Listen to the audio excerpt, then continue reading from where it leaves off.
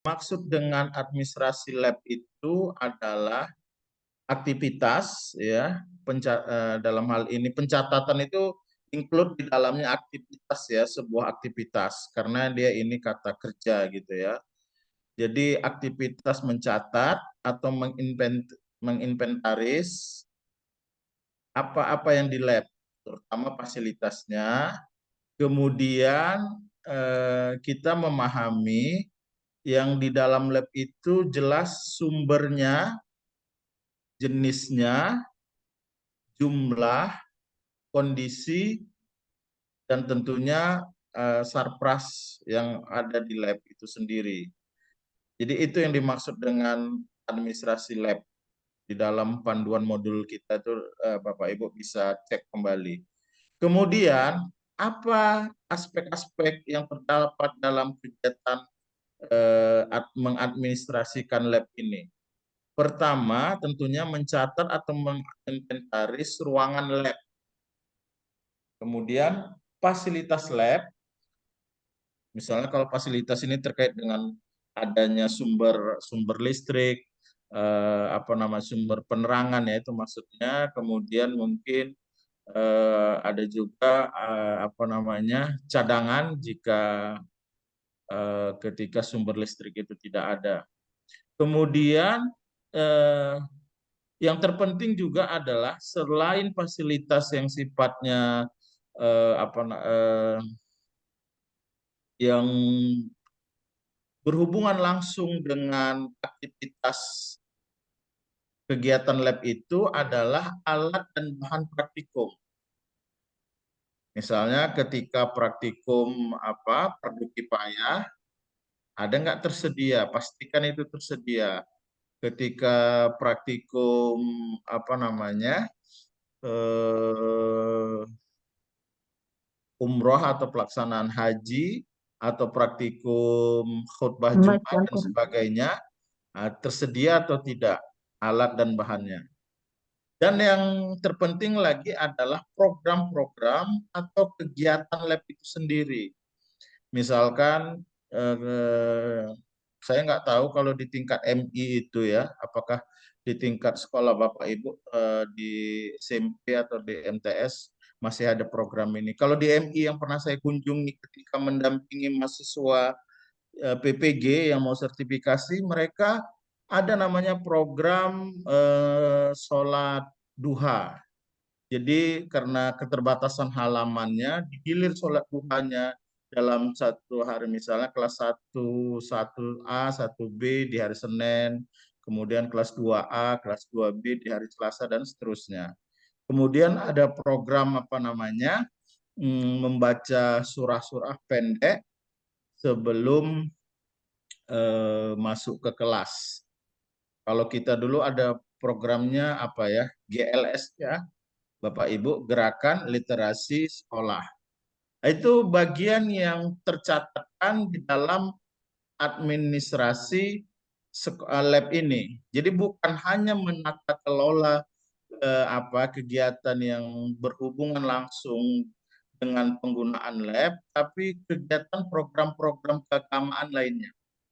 Di beberapa SD di Kota Medan, misalnya, saya nggak tahu kasus di Ibu karena di sekolah Ibu, di sekolah yang kebetulan beberapa tahun yang lalu anak saya itu ada namanya eh, Malam Bina Takwa, apa istilah kepanjangannya? Eh, Mabit, jadi Prof. ya Mabit. Mabit. Mabit, Mabit, Prof. iya Mabit ya. Malam Bina Takwa itu satu malam mereka di sekolah mau nanti dibangun sampai malam sampai subuh ya, ada kegiatan-kegiatan ceramah dan seterusnya, ada nonton film tentang neraka dan sebagainya sampai kepada nanti istirahat, kemudian dibangunkan untuk sholat tahajud dan program mabit ya Bapak Ibu ya. Oke, benar sekali itu. Nah, itu bagian dari kegiatan kegiatan yang dikelola oleh lab. Kemudian juga mungkin ada program tahfiz, tahsin dan sebagainya. Itu bagian yang include di dalam kegiatan lab ini. Ini yang ini tadi, yang maksudnya dengan ini tadi ya, kegiatan lab itu. Jadi seperti itu dia Bapak Ibu ya. eh, yang dimaksud dengan apa nih kegiatan lab. Kemudian administrasi lab itu berkaitan dengan fungsi merencanakan. Jadi Bapak Ibu merencanakan, mengorganisasi, memberi instruksi, pengkoordinasian dan pengendalian. Merencanakannya begini, misalnya kalau Bapak Ibu katakanlah Bapak Ibu di sekolah sudah pakai kurikulum Merdeka atau masih K13 atau masih gabungan dua kurikulum ini? Gabungan dua kurikulum, Pak. Kalau Gabungan. sekolah Kalau saya. ya, Ibu Sudarti di sekolah apa ini? SD atau SMP? SD, Pak. SD. SD berarti yang kurikulum merdekanya 1-4 atau bagaimana, Bu? 1-4, iya Pak. 1-4 1-4 ya. kurikulum. Oke. Jadi Bapak Ibu Sudarti dengan guru agamanya berapa, Ibu? Hah? Guru agamanya? Guru agama kami 2, Pak. Ibu Mata dengan merah teman kan ya? gimana nyau? Ya, Pak. Oke. Jadi Ibu, Bapak Ibu yang lain, ketika dalam fungsi perencanaan ini, Bapak Ibu bisa menginventaris CP, lebihnya nanti ke ATP, lebih spesifiknya ke TP, kegiatan-kegiatan apa yang materi yang ada di dalam TP Bapak Ibu, yang kelas 1 dan 4 tadi, yang menurut pandangan Bapak Ibu, itu memungkinkan untuk terlaksananya kegiatan keagamaan, lab keagamaan. Misalnya ada program misalnya di PAI, tentunya Ibu pelajaran PAI ya di SD ya. Ada melafalkan dan menghafal. Melafalkan dan menghafal ini kan itu bisa Ibu buat desain program.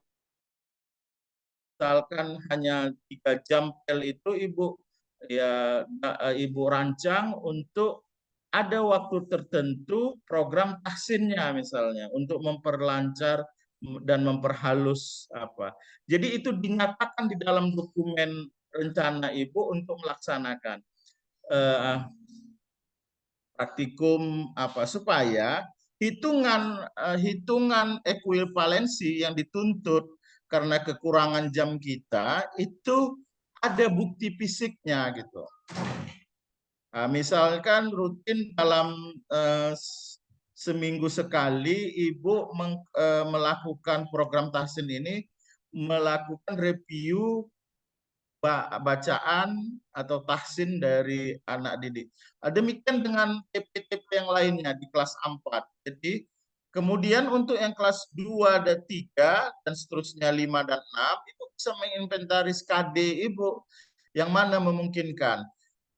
Daftar-daftar kegiatan inilah yang dimaksudkan dengan kegiatan administrasi lab ini pada bagian fungsi perencanaan. Kemudian kapan dilaksanakan untuk kelas yang paralel itu, misalnya hari Senin untuk kelas, misal katakanlah di contoh di kasus Bu Sudarti itu ada berapa kelas satunya Ibu? Kita semua paralel Pak, dari kelas 1 sampai kelas 6. Paralelnya 2 kelas atau 3 kelas? 2 Pak. 2. Oke. Jadi misalnya ketika pengorganisasian Bapak Bu menata jadwal. Misalnya kalau tadi saya contohkan ada SD, tadi program mabit, kapan untuk mabit kelas 1? Kalau memungkinkan ya Bu Sudarti ya. Kalau Iya, di Pak. SD Ibu nanti tidak memungkinkan, jangan ada program mabit. Mana tahu nanti ada orang tuanya khawatir anaknya kok bermalam di sekolah. Tapi kalau di sekolah swasta itu banyak program-program seperti itu, Bu Sudarti ya, dan kawan-kawan yang lain. Jadi paling tidak program misalnya karena keterbatasan ruang katakanlah musola ataupun ruang kelas yang dipakai untuk sholat duha, Bapak Ibu bisa mengaturnya. Itu yang maksud dengan pengorganisasian. Kelas 1 misalnya 1A di hari Senin, 1B di hari Selasa dan seterusnya begitu sampai tergilirkan semua kelas merasakan program katakanlah tadi sholat duha dan seterusnya.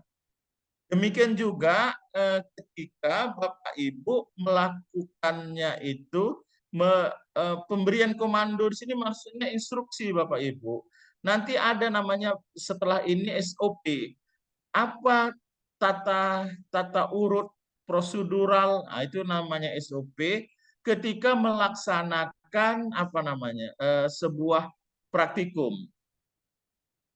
Nah, jadi misalkan siapa yang bertanggung jawab apa namanya, apakah dari pihak ibu atau pihak anak-anak kalau menggunakan praktikum yang ada bahan-bahan yang bukan habis pakai ya. Misalnya untuk praktikum sholat ada mukenanya untuk perempuan yang ada milik sekolah, siapa yang bertanggung jawab merapikannya, itu bagian dari apa namanya, bagian dari hal yang penting ketika pemberian instruksi dan seterusnya. Jadi ada instruksi kerja ketika itu praktikum, ada instruksi yang bersifat untuk penjagaan keselamatan. Misalnya kalau di ruangan itu ada aliran listrik dan sebagainya. Nanti ada sesi tentang keselamatan lab ya Bapak Ibu ya. Ini masih terkait dengan tata kelola. Selanjutnya Bapak Ibu, ketika sudah Ibu pahami definisi apa nanti, maka ini kira-kira dokumen administrasi ya, dokumen administrasi bisa jadi ini terus bertambah dokumen ini. Pertama format A. Format A itu data A, apakah Ibu buat diketik di apa? Data ruangan lab. Misalnya labnya itu menggunakan ruangan yang ada di sekolah. Kalau saya rasa kalau supaya terkontrol memang ada ruangan sendiri seperti ruangan perpustakaan. Tapi kalau tidak ada, bisa dimanfaatkan mungkin yang selama ini ruangan kegiatan sebagai kegiatan musola atau ruangan tertentu. Kemudian kalau Bapak Ibu masuk ke apa? Ke ruangan pemerintahan, ada namanya kartu barang atau yang berikutnya daftar barang. Diletakkan mereka itu di dekat dinding ruangan ini memiliki satu AC, dua meja, kemudian satu kipas angin dan seterusnya. Itu yang disebut dengan kartu barang yang berisi daftar barang. Gitu Bu ya. Kemudian ada format yang ketiga. Ini kalau format ini nggak mesti penulisannya format A, format B1, B2. Ini untuk penomoran aja Bapak Ibu ya. Ada daftar penerimaan dan pengeluaran barang, terutama daftar penerimaan dan pengeluaran barang yang habis pakai. Habis pakai Bapak Ibu ya. Kecuali tadi misalnya di situ ada laptop, ada komputer, itu ada apa namanya, ada infocus, ada layar infocus itu bukan habis pakai. Jadi daftar penerimaan dan pengeluaran ini lebih banyak kepada penerimaan dan pengeluaran yang habis pakai. Kalau di IPA itu cukup banyak itu, misalnya menggunakan apa namanya zat kimia yang mungkin suatu saat akan habis penggunaannya. Kemudian ini tadi ada daftar usulan permintaan barang dan seterusnya. Ini Bapak Ibu, dari mana Bapak Ibu bisa melakukan daftar usulan permintaan barang ini? Daftar usulan permintaan barang ini ketika Ibu kalau di Kurma menganalisis TP Ibu, tentunya dari ATP dulu, yang di dalamnya menggunakan atau memerlukan media. Ini daftar usulan. Misalnya begini, Ibu telah menganalisis kurikulum kelas 1 dan kurikulum kelas 4. Di kelas 1 dan kelas 4 ada praktikum yang memerlukan praktek ibadah, misalnya sholat subuh misalnya kan.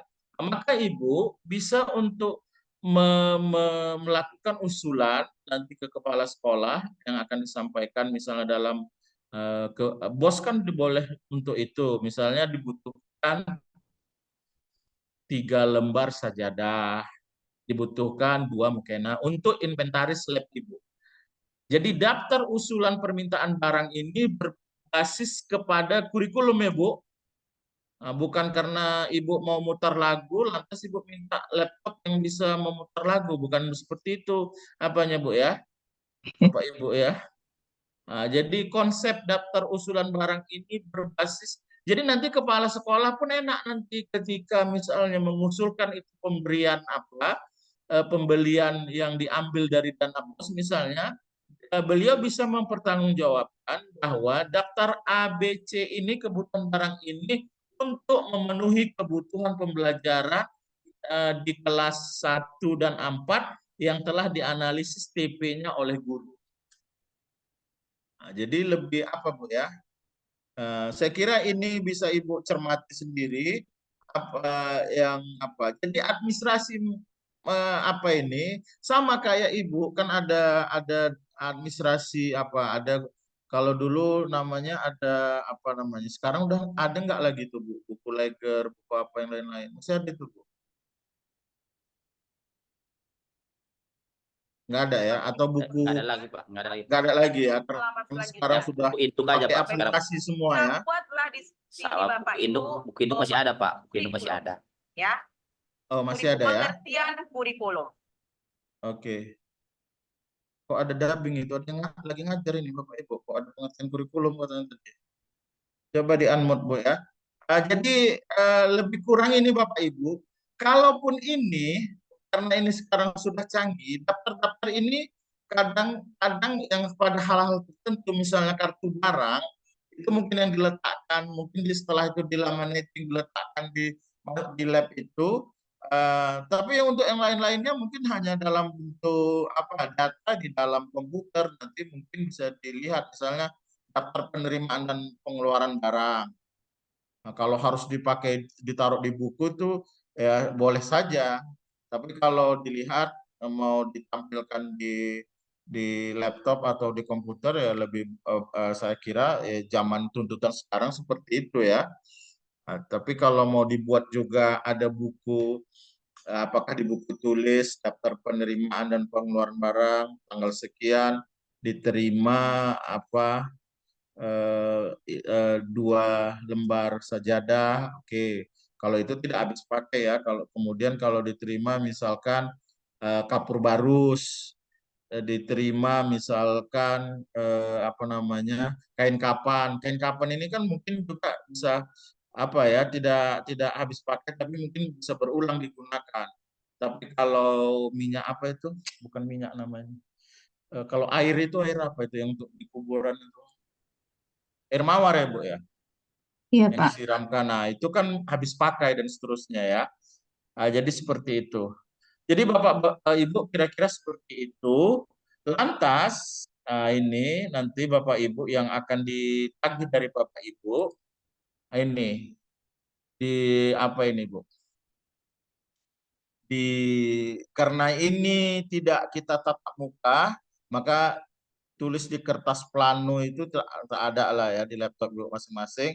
Tapi tugas apa namanya nanti terkait dengan apa namanya ini kewajiban Ibu menyelesaikan kegiatan di sesi ini, Bapak Ibu silakan membuat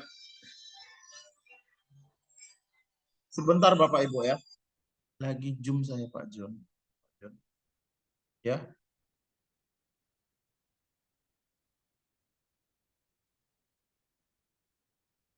Oke, kira-kira setengah jam lagi bisa. Saya lagi Zoom. Oke ya. Ya. Oke. Ya, ya. Maaf Bapak Ibu ya, ada dari Pasca tadi ada. Jadi Bapak Ibu, di sesi ini Bapak Ibu tadi seperti yang saya arahkan tadi menganalisis TP Ibu, misalnya TP Ibu menjelaskan pengertian sholat, nggak perlulah itu apa ya, apa yang media yang dibutuhkan di situ, nggak perlulah itu ya, nggak perlulah pakai praktikal itu Pak ya. Ya Pak Miswar ya, Bu Asmawati dan Ibu yang lainnya ya. TP-nya misalnya mampu melafazkan Pak Quran surah Al-Hujurat ayat 13 misalnya. Oke, medianya apa nanti Bu? Medianya itu kita bisa menulis di karton, kemudian Al-Quran juga bisa, kemudian bisa juga kita buat seperti video pakai proyektor slide, pakai infocus Oke. yang menampilkan itu. Ya, bagus. Seperti itulah dia Bu datanya. Jadi nanti mempraktek. Ini beragam kita yang ada SMP, ada SMA ini di grup kita ini. Kurikulum Iya Pak, beragam Pak. Ada SMP. Beragam. Jadi Iya, beragam. nanti misalnya Bapak yang di SMA mungkin sudah ada fardu kifayah. Ya, benar-benar. Apa yang dibutuhkan materinya melaksanakan mempraktekkan tata cara fardu kifayah. Kompetensi yang diharapkan siswa mampu mempraktekkan tata cara fardu kifayah. Salah satunya adalah mengkapani. Maka media yang dibutuhkan apa di situ? Misalnya kapas, misalnya kain kapan, misalnya boneka, Boneka ya. dan seterusnya. Jadi seperti itu Bu ya. Oke. Oke Ya, Pak. Ya Pak. Oke. Ada pertanyaan di sesi ini Bu? Nah, kemudian ini saya tidak perlukan Sampai saat ini belum kan ada. kita hapus. Belum ada Boleh ya. dihapus, Jadi ya kan? tugas Nggak ada ini masalah mau dihapus. di sesi ini di apa nanti kita ada grupnya Bu ya. Ibu, Ada Pak. di sini Saya masuk grup ini Bu, Pak. grup WA biar saya kirim filenya ini nanti. Sudah selesai nih. Biasanya panitia Pak Topik nanti Oke. atau Oh ya, Bu nanti Heli. ke Pak Topik aja saya kirim sesi ketiga ini ya. Iya, address-nya Pak, Pak kan. Pak Topik aja, Oke. Pak, ya. Untuk Jadi- setar tugasnya kan Pak? Ya, ini jadi nanti Bapak Ibu nanti PowerPoint terkait dengan sesi ketiga ini saya berikan nanti ke Pak Topik, mungkin Pak Topik men-share. Jadi tugas Bapak Ibu terkait dengan sesi ketiga ini di apa nih Bu ya, di slide yang curah pendapat ini ya. Jadi nanti Bapak Ibu buat datanya, misalnya Bu Nur Khalilah Pulungan di SD apa, Pak Miswar di SMP apa, dan seterusnya, Bu Sudarti tadi di SD apa, kelas berapa. Nanti yang dianalisis itu ya nggak usah banyak-banyak. Kalau Bapak Ibu mengajar di kelas, Bu Sudarti dari kelas 1 sampai kelas 6, cukup sampel satu kelas saja. Oke Pak. Oke Siap, ya, Pak. Siap tapi Pak, siap. tapi kalau nanti ketika ini Dengan diberikan apa namanya kewenangan untuk mengelola PAI dan itu diakui berapa jampel Pak diakui Pak ekuivalennya? 12 kalau nggak salah. Nah, kan udah banyak itu kan Bu. 12 Pak. Untuk lab 12 Pak. Kalau 12 untuk tapi lab 12 program-program jam, Pak. itu harus ada, bukan sertifikat ini yang menentukan Pak. Sertifikat ini apa namanya permit. Kalau sertifikat ini ibarat paspor Bapak Ibu, paspor untuk mendapatkan tapi ketika untuk kebutuhan sertifikasi Bapak Ibu, maka aktivitas program labnya itu sendiri juga harus ada di sekolah, bukan hanya sertifikat yang selembar ini, gitu Pak ya. Oke, ini hanya untuk kelengkapan tugas supaya Bapak Ibu ada menerima penyajian materi dan ada tugas sehingga hitungan apa namanya pertemuan per jampel untuk kebutuhan mendapat sertifikat terpenuhi. Saya kira ini kalau tidak ada satu sesi lagi Bapak Ibu ya. Ya, Pak, ya. Itu Oke, kan. kita lanjut ya. Silahkan Saya dikecilkan stop lagi di tanda dulu. kurang, mau dibesarkan lagi silahkan diklik. Oke, saya share screen yang ke sesi keempat ya Pak ya. Kalau ada yang ditanya nanti yang untuk ketiga ini Bu atau keempat ini nanti silakan Bu, yang atau tadi belum ada pertanyaan. Ya, Bapak Ibu, ini sesi keempat. Jadi format apa kami Bu? 1 sampai 14 itu sama Bu ini apanya ya. Ada sesi 4, nanti ada sesi 5 dan seterusnya. Sesi 4 ini terkait materi strategi menyusun prosedur operasional standar. Ada yang menyebutnya POS. Kalau ini agak panjang, kalau ini luring Bapak Ibu, kalau ini luring ini sekitar 90 menit. Ya, karena sampai melihat pekerjaan Bapak Ibu. Kalau di Zoom ini kan nggak mungkin melihat pekerjaan Bapak Ibu yang seperti tadi tabel yang di sesi ketiga itu ceramahnya 10 menit, lantas ya lanjut dengan Bapak Ibu bekerja. Kita berharap dari sesi keempat ini Bapak Ibu mampu menjelaskan apa itu POS atau yang lebih sekarang populer dengan istilah SOP, Pak ya. Jarang orang menggunakan POS lagi, SOP.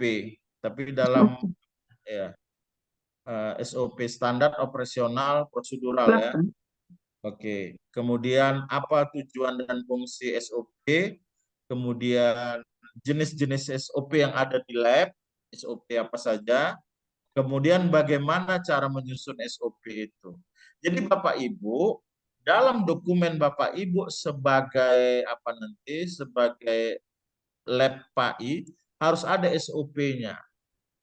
SOP misalnya peminjaman Infocus.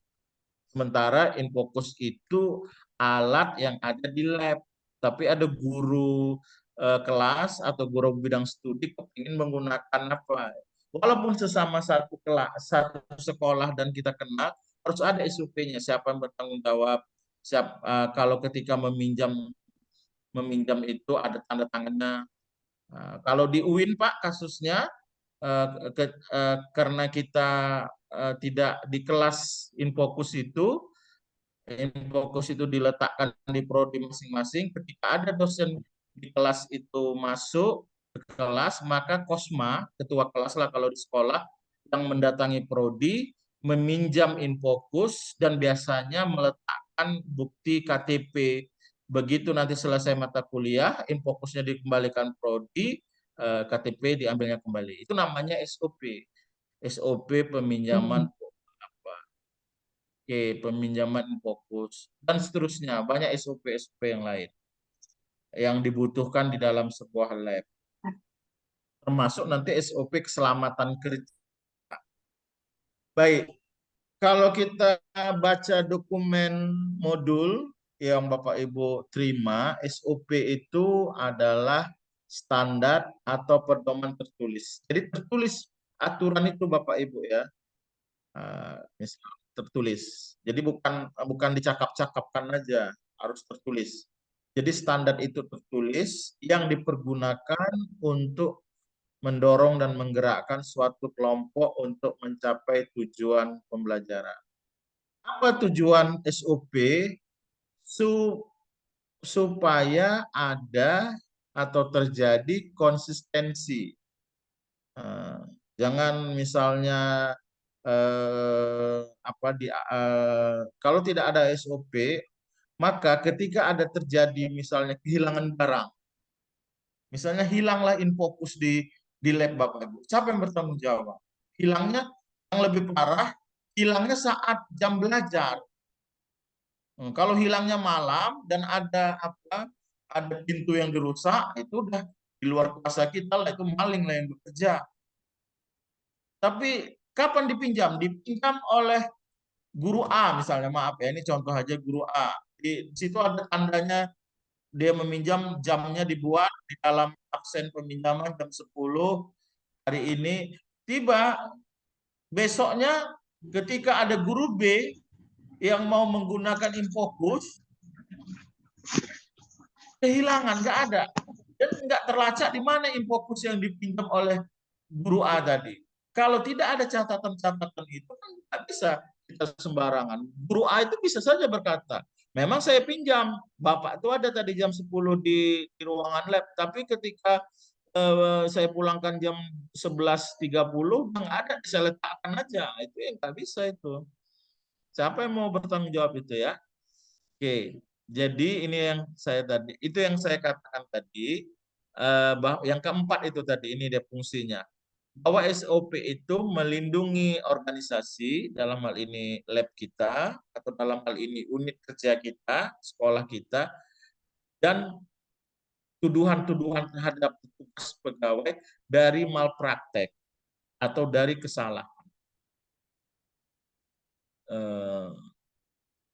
Jadi kita tidak mau itu Pak ya, terjadi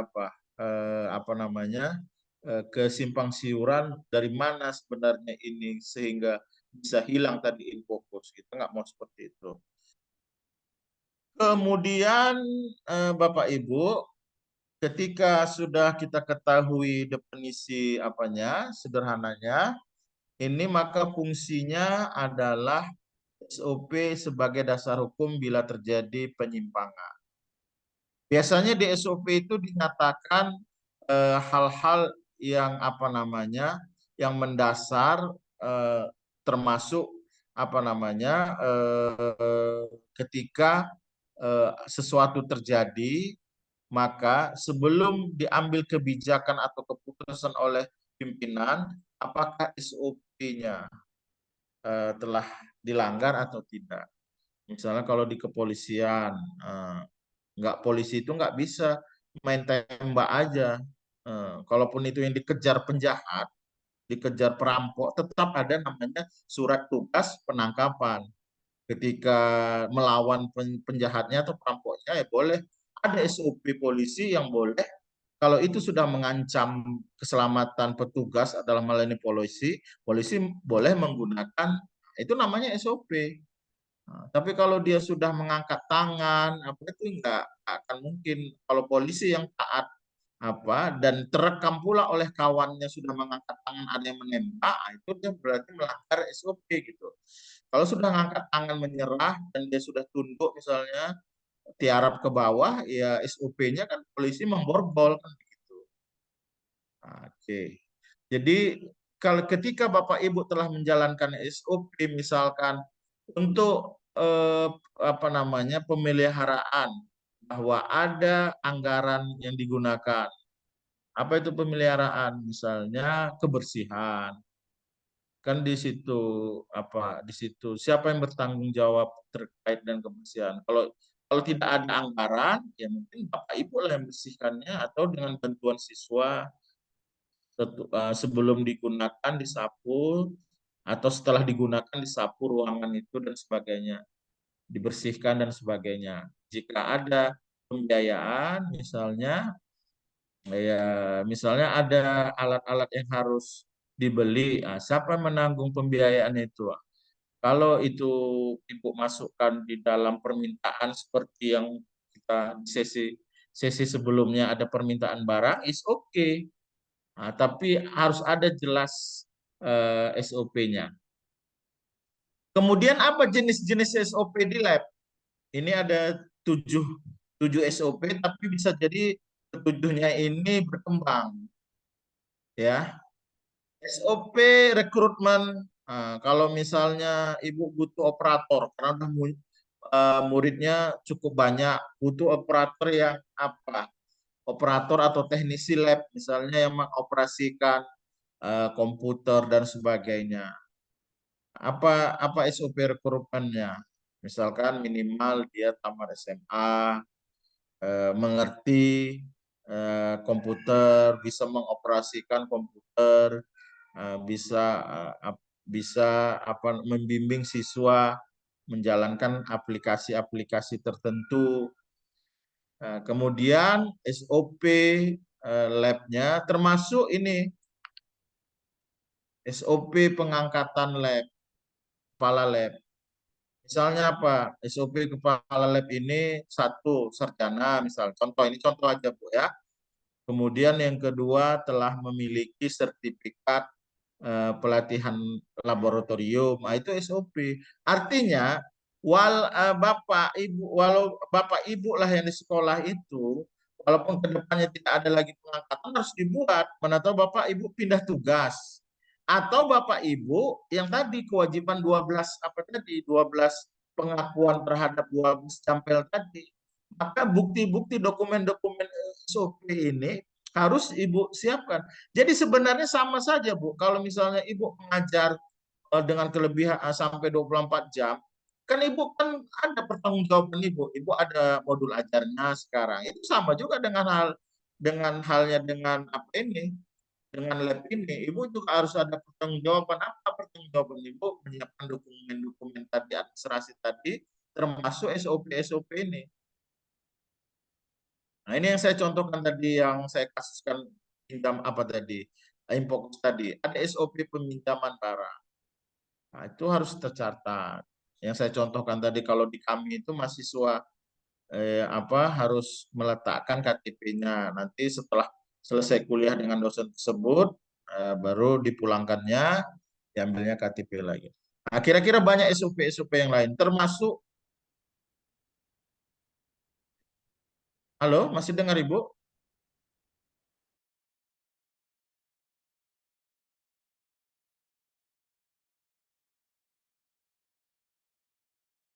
Pak ya, untuk tugasnya ini, nggak usah. Kalau Bapak mau kemari mengambil contoh ini, yang di sini, boleh Bapak pilih salah satu dari sini, judulnya yang mau dikerjakan nanti. Apakah SOP rekrutmen teknisi, SOP laborannya, SOP kepala lab, pengadaan barang, pemeliharaan, pelaksanaan praktikum maupun peminjaman, Bapak ambil contoh di sini. Misalnya nama SOP-nya, SOP-nya SOP peminjaman barang. Nah, ini. Barang. Ruang lingkupnya, siapa yang apa di sini? Pertama, kepala sekolah. Mana tuh kepala sekolah kepingin dia kan? Pinjam barang, guru, kemudian siswa. Oke. Dan lain-lain. Misalnya komite, misalnya. Kan bisa kan, Bu? Definisi. Ini contoh Ibu ya. Iya, Pak, ya, Pak. Komite mau rapat komite ternyata dan lain-lainnya itu bisa Ibu buat komite misalnya. Bapak Ibu, coba kita lihat. Oke. Kemudian definisi apa yang Kita dimaksud lihat dengan lagi SOP? Bapak Ibu. Di Ini sini jelaskan, apakah sudah ada tadi hasil yang kita unduh, ya kan? Jelaskan Ternyata sudah ada pengertian ini Bapak Ibu, sudah muncul dari ya kan? SOP ini. Sudah muncul Apa dia di sini hasil kita Bapak Ibu SOP dalam ini? bentuk PDF Peminjaman standar. barang ini. Nah, ini yang tinggal Pengertiannya. yang perlu di sini adalah Siapa umpan suara balik siapa? Ada yang dari dubbing. rekan Siapa tuh sejawat Kak bicaranya kita. itu si Bapak Bu Ibu ya, Sarni? kelihatankah? Sama-sama menjelaskan itu. Iya. Kelihatan, Ada sesi yang lain rupanya Ibu. Oh, juga. Iya. Oke, Mantap, Bu. jelas. Ya, ini yang definisi ini, Bu. Definisi ini terkait dengan apa, Bu?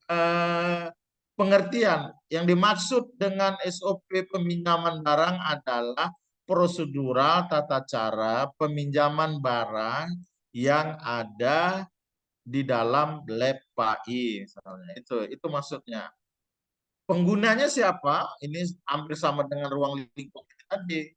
Bisa jadi penggunanya kepala sekolah dan seterusnya, Bu ya. Kemudian prosedurnya. Nah, ini Bapak Ibu prosedur yang satu. Misal contoh ya Bu ya, nanti berkembang Ibu bisa berdiskusi nanti. Peminjam harus membuat apa namanya? Bukan peminjam dulu. Lab ya. Kepala lab misalnya ya. Petugas lab atau kepala lab, petugas atau kepala lab membuat catatan, membuat buku terkait dengan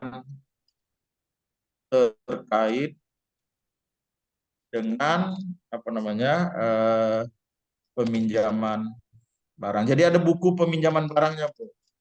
Baru boleh buat peminjam Kartu. Atau kartu peminjaman lah ya. Buku atau kartu boleh. Kartu. Baru yang kedua peminjam misalnya peminjam menuliskan nama dan menandatangani kartu tadi gitu.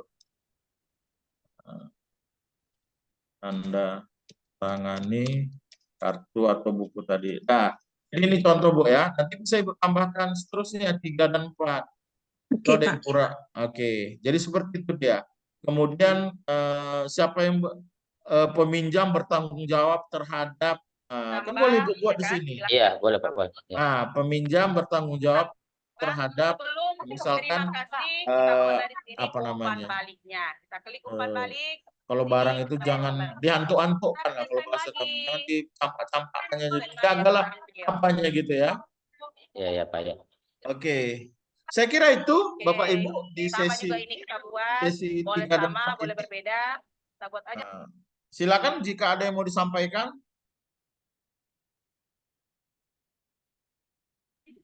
Izin Pak, Ya, silakan Pak Miswar. ini tentang merancang SOP ini. Ini kan sebenarnya apakah memang kita sebagai nanti kepala lab dalam hal membuat SOP ini seperti yang disebutkan kan ini bagian daripada hal yang wajib kita buat nanti di lab itu, atau memang ini ya karena kita masih pemula ini kan Pak, karena masih Ya. pemula, apakah ini memang, kalau saya lihat memang ini hal yang sangat penting. Apakah dalam sebuah syarat untuk jadi laboratorium itu SOP ini memang satu kewajiban ya dibuat di lab kita sebagai lab KI nanti Pak. Demikian. Ya. Jadi sebagai saya katakan tadi, ketika pengakuan 12 jampel tadi, bukti kerja Ibu, bukti kerja Bapak, Pak Miswar, dan lain-lain, itu adanya SOP, adanya program kerja, adanya controlling, adanya pengawasan, dan sebagainya. Nah, dokumen-dokumen tadi itulah yang ada di di sesi ketiga tadi. Di sesi keempat ini Bapak Ibu punya SOP yang mengatur prosedural cara kerja Bapak Ibu, minimal ini tadi 7 SOP ini. Nah, jika Ibu tidak ada teknisi, kecuali di lab IPA misalnya ada teknisi, ya berarti ini SOP ini nggak ada. Nah, cuman mungkin SOP yang ini adalah SOP yang ini pasti ada, yang ketiga ini. SOP keempat pengadaan barang pasti ada. Pemeliharaannya. Nah, kalau ada praktikum, bagaimana pelaksanaan praktikum itu? Siapa gurunya, siapa apanya, jam berapa? Misalnya praktikum sholat duha, jam berapa dimulai istirahat utama, kemudian karena ruangannya terbatas, nah itu harus dinyatakan, gitu ya Pak Iswar ya. Harus ada. Kalau tidak, bukan sertifikat itu yang dilihat oleh Kemenhan nanti, untuk membayar sertifikasi Bapak Ibu, tapi kerja Ibu. Iya, maksud saya tadi gini Pak, kan ini kan ada 7 tadi SOP-nya. Apakah memang, maksud saya tadi, apakah 7-nya harus dibuat? Karena kita kan baru pemula, teknis kita belum ada, laboran kita belum ada, itu kan. Berarti yang wajib itu berarti 3, 4, 5, 6, 7 sepertinya wajib Pak ya. Wajib. SOP ya. Iya, itulah Pak ya. Tapi untuk pelatihan kita ini, tugas kita ini hanya satu SOP aja Bapak kerjakan. Oh iya Pak ya. Iya Pak ya. Saya senang begini Pak. Saya senang supaya Bapak Ibu, ini kan kita anggaplah ini satu angkatan kita ini, satu angkatan apa ini Bu? Sudarti misalnya membuat SOP pengangkatan kepala lab, Pak Miswar membuat SOP pengadaan barang, Bu Nur Hasanah membuat SOP pemeliharaan barang, Ibu yang lainnya membuat SOP yang ke ini, mana dia ini? Peminjaman. Jadi nanti yang dikerjakan Pak Miswar hanya SOP pemeliharaan barang yang dikumpulkan saya. Tapi Bapak Ibu nanti kan Bu Sudarti dikumpulkan di grup, Ibu kan udah punya, Bapak punya semua SOP. Saya lebih senang seperti itu. Waktu di angkatan yang tatap muka saya katakan, kami bentuk kelompok 1 mengerjakan SOP pengangkatan kepala lab, kelompok 2, nah lantas nanti disatukan oleh kosmanya, oleh ketua di kelas itu. Jadi semua kan punya SOP. Begitu. Jadi mengerjakan ini Bapak Ibu sama juga dengan yang tadi waktu di sesi ketiga, ada yang ngerjakan kelas 1 SD, ada yang ngerjakan kelas 2, di SMP juga gitu, ada yang kelas 1, kelas 2. Bapak Ibu kan tahu sini berapa orang yang di SD, berapa orang di SMP, dibagi. Jadi nanti ketika selesai pelatihan ini, Bapak Ibu dapat sertifikat dan apanya, dokumen-dokumen itu sudah ada. Ketika nanti menjadi kewajiban Bapak Ibu untuk memenuhi 12 jampel itu sudah ada, nggak mencari-cari lagi. Masa di sekolah Ibu nanti sekolah Pak Miswar datang ke Menak memeriksa infeksi dia untuk bertanggung jawab penyelesaian 12 itu yang hanya Bapak Ibu buat dalam pelatihan ini hanya SOP pemeliharaan barang saja. Barang. Kan nggak apalah, sementara ada SOP yang lain. Jadi kalau pemeliharaan barang, tentu kan ada pengadaan barang, itu logikanya. Barang itu sebelum dia sebelum dipelihara kan tentu diadakan dulu barang itu di apa. Saya kira itu, Bapak Ibu, ada yang mau didiskusikan lagi? Oke, Saya rasa cukup jelas, dua Pak. materi sesi ini nanti saya kirim ke Pak Taufik ya. Setelah ini saya kirim langsung ke Pak Taufik. Oke, silakan Bapak Ibu. Tidak ada? Kalau tidak jelas, ada, Pak. ya cukup ya Pak ya. Bisa saya kembalikan ke Bu Eli. Bu Eli tadi saya lihat namanya, Bu Eli Pasaribu. Ya, Pak. Silakan Ibu, saya rasa diskusi kami sudah selesai ini 30 hampir 60 menit ini kita 60 menit sudah sudah. apa ya. Sudah jelas ya Bapak Ibu Mudah-mudahan. tugas-tugasnya. Pak Nazarul? Oke, ya Bu Eli siap. Oke. Ibu tidak ada link absennya, Bu. Absen, nanti untuk link absennya ada di ini ya Bu, ada di grup. Oke, terima kasih, Bu. Oke. Berarti Prof untuk sesi ini selesai ya Prof ya? Kita besok lanjut lagi. Atau Pak Taufik ada yang mau disampaikan? Pak Taufik? Cukup Bu Eli. Oke. Cukup. Ya, sesi berikutnya mungkin dengan yang lain ya Bu Eli ya. Bukan dengan saya bisa jadi ya. Oke, iya Pak. Ya, Baik. oke. Oke, baik. Baik Bapak Ibu, terima kasih atas penyampaian Pak Rusdi ya, luar biasa tentang administrasi lab dan bagaimana cara menyusun prosedur operasional standar lab sekolah laboratorium, terutama laboratorium tentang PAI sendiri.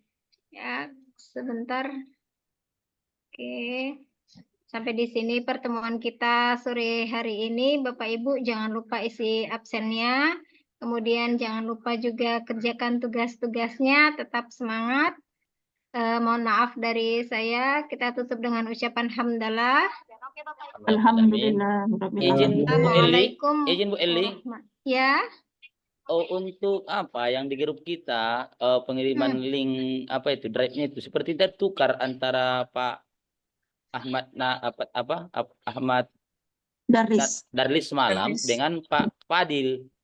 Oke, baik. Ya, untuk absen, iya, untuk link absen kita tetap pakai yang walaupun hari kedua itu Bapak Ibu tetap isi saja karena nanti hasil dari spreadsheet-nya itu akan terlihat tanggalnya. Jadi nggak ada masalah walaupun linknya tetap sama. Nggak foto bersama kita Bu. Oh iya, boleh. Udah nggak lama nggak foto sama Bu Eli. Oke, baiklah Bapak Ibu. Pak Miswar, tugasnya nanti di-share ya. Di-share di grup ya. Ya itu. Oke, Pak. Yang sudah ada isinya Tapi- maksudnya. Grup dikunci, Pak. Pak Muslimin grup dikunci. Grup dikunci ya. Bu Eli, di Japri. izin dulu Bu Eli. Ya Pak. Materi 3 dan 4 sudah saya kirim ke Pak Taufik ya, bisa di-share ke apa ya. Baik Bisa saya Pak. kirim Ya. ke Pak Taufik. Oke, siap, Prof. Oke, Bapak Ibu boleh on Terima kasih cam Pak ya. Prof. Aktifkan kameranya, kasih senyum terbaik. Ya, kita hitung ya. 1, 2, 3. Oke.